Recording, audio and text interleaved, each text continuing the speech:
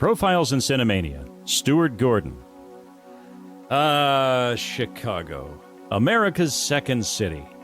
Like a lot of second children, it has a certain ebullience that comes with trying to make your mark in the shadow of an older sibling.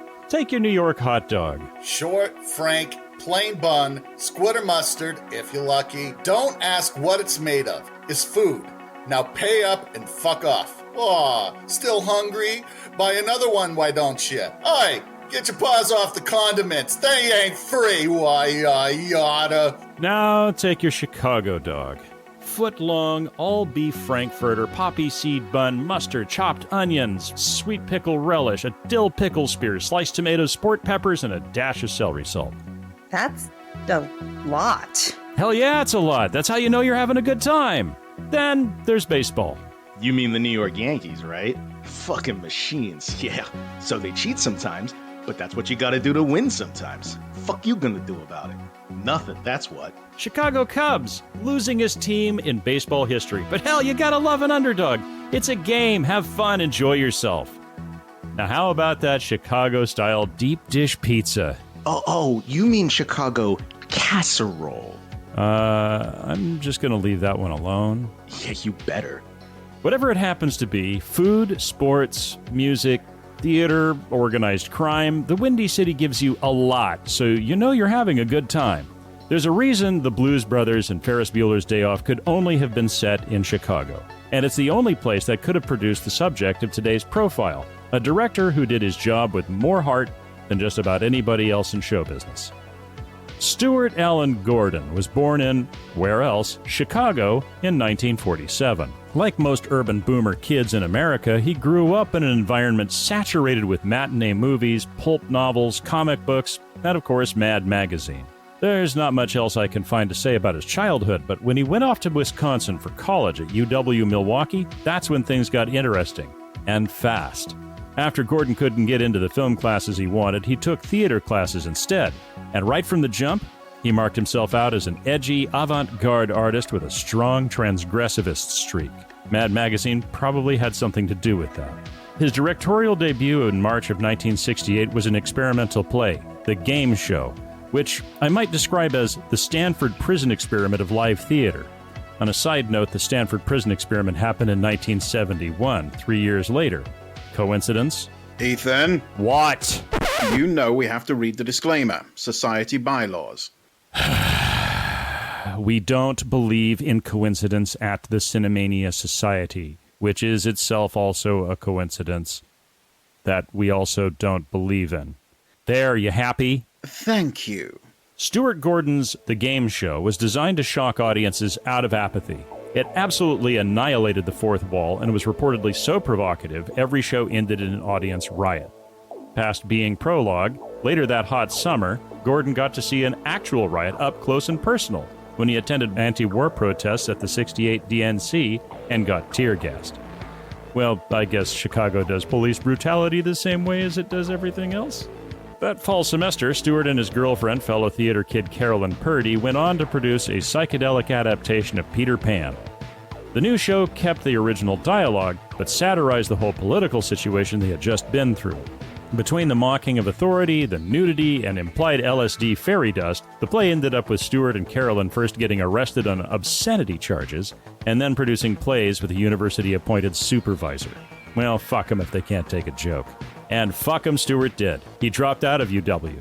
He and Carolyn got hitched, independently produced a racy adaptation of Lysistrata and Madison in '69. Nice. Then moved back to Chicago, where they founded the Organic Theater Company.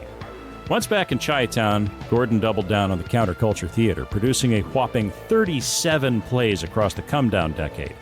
This included 1971's Warp, a three-part sci-fi magnum opus heavily derived from Silver Age Marvel Comics, which has been described as Star Wars before Star Wars, and The Incredible Ice Cream Suit, an adaptation of a novel by Ray Bradbury, and which was produced in association with the beloved sci-fi author. These plays got Gordon some notice in Tinseltown, and in the mid-'80s he fell in with Charlie Band at his startup mini-major, Empire Films. Band partnered Gordon with producer Brian Yuzna and gave him his first crack at directing a feature film. Gordon would adapt his favorite sci-fi author, H.P. Lovecraft. Gordon's tongue-in-cheek adaptation of Lovecraft would be entirely unlike the turgid snores that had preceded it. 1985's Reanimator had Gordon's transgressivism and sense of humor on full display, and was notorious for having a scene with, and I am not kidding, a disembodied zombie head performing oral sex on a screaming woman. It was the apotheosis of 80s genre horror, and still somehow the most honest and enjoyable adaptation of a Lovecraft story up to that point. It was gory. It was edgy. It was savagely funny. It was a lot of things, but it was most certainly a lot. Reanimator was enough of a success that Band brought Gordon back to direct 2 more horror comedies in 1986, From Beyond and Dolls. Though these weren't as commercially successful as Reanimator, they got Gordon recognition, and before he knew it, he was on the Disney lot pitching the project that would go on to become, and I shit you not, Honey, I Shrunk the Kids. Unfortunately, health concerns emerged that prevented Gordon from getting to direct. He did direct the television spin-off in the 90s, though. Oh, he did? Cool. It would have been a hell of a different movie, wouldn't it? Yes. In addition to gothic horror titles like The Pit and the Pendulum, yes, it was a Poe adaptation, and Castle Freak, another Lovecraft adaptation, he did a trio of sci-fi movies in the 90s, all of which were a lot, and all of which have gone on to achieve cult status of one type or another. Beginning with 1990's Robot Jocks, a movie that is exactly what it sounds like, giant dudes driving giant robots having giant punch-ups. Still the closest tabletop nerds have ever gotten to a Battletech movie. And the closest they ever will get. Then there was 1992's Fortress, where a wrongly convicted Christopher Lambert fights a cybernetic Kurtwood Smith for survival in an underground private prison in a dystopian America run by Christian supremacist authoritarians. Whoa. Hang on a second. Not only was this guy the most successful Lovecraft filmmaker, he could see the future? Shit, I gotta check my cult sources on this guy. And, of course, 1996's Space Truckers, which starred cocaine appreciator Dennis Hopper versus Charles Dance as a cybernetic pirate with a pull-start doink, and had everyone gleefully chewing the scenery in an Alien ripoff more than likely inspired by a banger of a number by Deep Purple. The early 2000s saw Gordon's cinematic career wind to a close. In 2001, he did Dagon, his final Lovecraft adaptation that left tongue out of cheek and was a more straight horror, followed by a film noir, King of the Ants, in 2003. His 2005 drama Edmund was a collaboration with playwright David Mamet. His final film in 2007 saw him make a return to horror comedy in Stuck, which features Mena Suvari's character committing vehicular homicides that were grisly, yet somehow impossibly hilarious. Yet the whole time, theater was where Stuart Gordon's heart truly lay. Even at his peak in film, he never stopped directing and producing plays. In 2011, he even did a theatrical adaptation of Reanimator that had an audience splash zone big enough to make Gallagher jealous. Perhaps the most important and lasting thing about Stuart Gordon was the fact that everyone who knew him loved him, especially those who worked with him.